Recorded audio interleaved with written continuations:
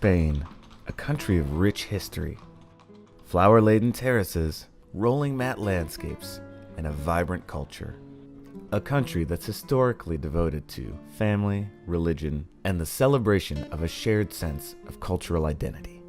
How does this cultural identity impact and affect the lives of its people? How does gender influence a person's identity? What is gender? Whenever we talk about gender, it's important to be sensitive to the different identities that do not necessarily fit into binary male or female sex categories. Gender is not your biological sex, but rather a set of socially constructed characteristics. The World Health Organization defines gender as the result of socially constructed ideas about the behavior, actions, and roles a particular sex performs. It varies from society to society and can be changed. It depends on the time in history.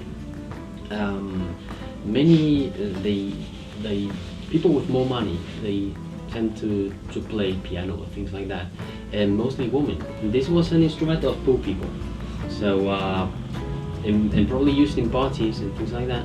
And it used to be played more by men. But now you can find everybody playing it, men and women. The tasks of men and women depended on their social status and their geographic location.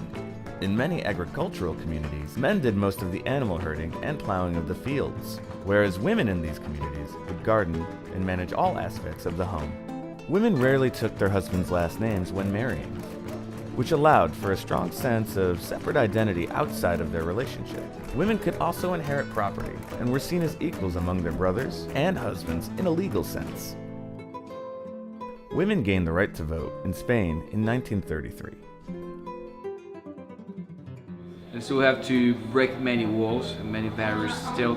For instance, to me it's unacceptable that still there are women not being paid with the same wages as a man, for instance. In the past it used to be like 3 women were educated and grown up to be as housewives.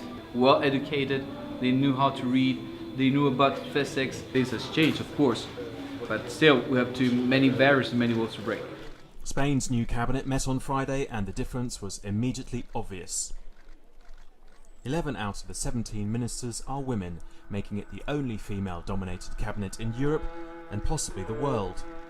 New Socialist President Pedro Sánchez said the ministers were chosen to reflect Spanish society. Yo creo que entre Galicia y el resto de España que no hay muchas diferencias, pero sí quizás pueda haber algo más de diferencia entre ciudades, cómo se vive en ciudades y cómo se vive en los pueblos.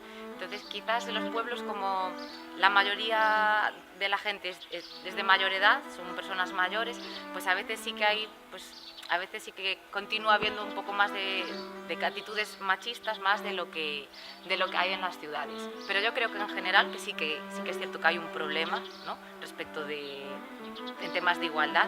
Y yo creo que Galicia no es diferente al resto de España, que el problema que existe es más o menos igual. Puede cambiar eso respecto de ciudades y pueblos, el rural.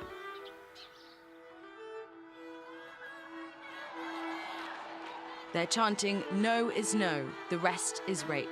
People across Spain are outraged about the outcome of a case that's become Spain's Me Too movement. Now, they want the law changed to make sure victims don't have to be seen to be fighting back.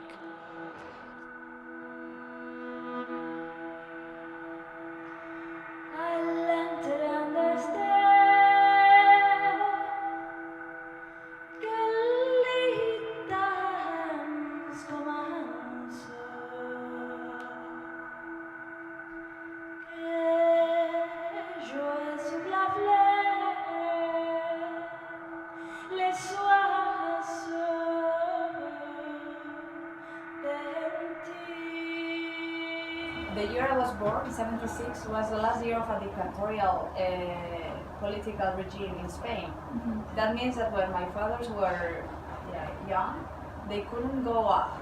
I mean, they were very, very strict with those things. They couldn't be kissing or hugging or anything in public.